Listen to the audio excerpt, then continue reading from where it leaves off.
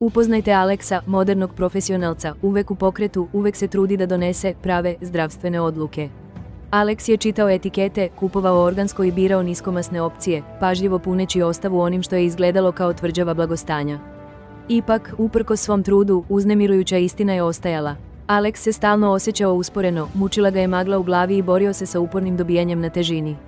Bio je to zbunjujući paradoks, sve je radio kako treba, ali se osjećao potpuno pogrešno.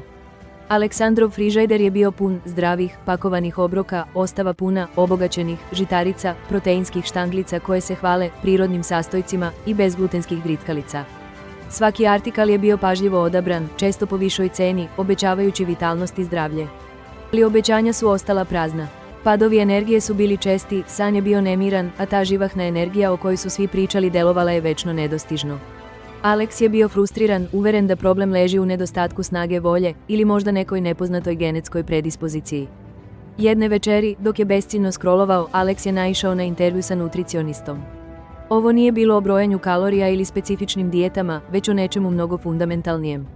Nutricionista je govorio ne samo o nezdravoj hrani, već o stepenu obrade hrane. Nije bilo važno da li hrana ima neke dobre sastojke, već koliko je daleko promenjena od svog originalnog, prirodnog stanja.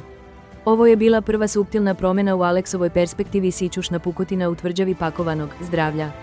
Zaintrigiran, Aleks je počeo dublje da istražuje, proučavajući nauku o hrani, liste sastojaka i pravo značenje prerađenog. Ono što je izašlo na videlo bilo je zapanjujuće otkriće, pametan obrt koji je redefinisao sve što je Aleks mislio o zdravlju. Trik nije bio samo u izbegavanju očigledno nezdrave hrane, bio je u razumevanju da mnogi zdravi, pakovani proizvodi, čak i oni organski, niskomasni ili bezglutenski, i dalje su bili visoko prerađeni. Oni su bili inženjerski napravljeni sa skrivenim šećerima, nezdravim uljima od semena, veštačkim aromama i konzervansima, sve to vešto prikriveno ili marketinški promovisano. Aleks je shvatio da je zdravstvena aureola, koju su nosile mnoge pakovane namirnice, bila iluzija, sofisticirana marketinška prevara. Telo nije zakazivalo, jednostavno se borilo da prepozna i iskoristi ove industrijski modifikovane supstance kao pravu hranu. Pravi izazov nije bio pronaći pravu, pakovanu hranu, bio je u shvatanju da sama ambalaža često ukazuje na problem. Pametan uvid nije bio novi trend dijeta, već povratak drevnoj mudrosti, hrana u svom najjednostavnijem, najprirodnijem obliku. Aleks je odlučio da se upusti u radikalan eksperiment. Jedan mesec sva pakovana hrana je bila izbačena. Nema etiketa za čitanje, nema sastojaka za proveru. Nova lista za kupovinu bila je jednostavna, sveže voće, živopisno povrće, nemasni proteini, cela zrna poput ovsa i integralnog pirinča, orašasti plodovi i semenke. Prva nedelja je bila teška, prekidanje starih navika pogodnosti. Ali do druge nedelje nešto duboko je počelo da se dešava.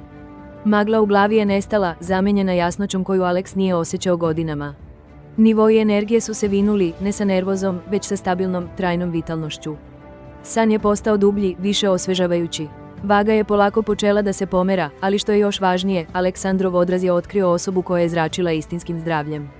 Trijumf nije bio samo fizički, bio je intelektualni pobjeda razumevanja nad marketingom. Aleks je shvatio da se istinska tajna zdravlja ne nalazi u složenim dijetama, skupim suplementima ili pametno dizajniranim pakovanim proizvodima. Nalazila se u nepokolebljivoj jednostavnosti sem prirode. Lekcija je bila kristalno jasna, naša tela su remek dela prirode, dizajnirana da napreduju na prirodnom gorivu. Ultimativni trik za zdravlje nije prevara ili složena formula, to je inteligentan izbor da se hranimo hranom što bližom njenom izvornom obliku. Ovo putovanje je naučilo Aleksa da istinsko blagostanje nije o tome šta pakovanje kaže da jeste, već šta hrana zaista jeste, čista, nepatvorena priroda.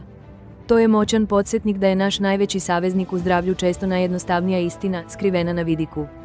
Izazovite sebe, uvek birajte prirodne namirnice umjesto prerađenih pakovanih proizvoda za bolje zdravlje. Vaše telo će vam biti zahvalno. Ako vas je Aleksandrova priča inspirisala, pritisnite dugme, sviđa mi se, podelite ovaj video i pretplatite se na Srbijan Repo za više uvida u život zaista zdravog i ispunjenog života. Koja je vaša omiljena prirodna hrana? Javite nam u komentarima ispod.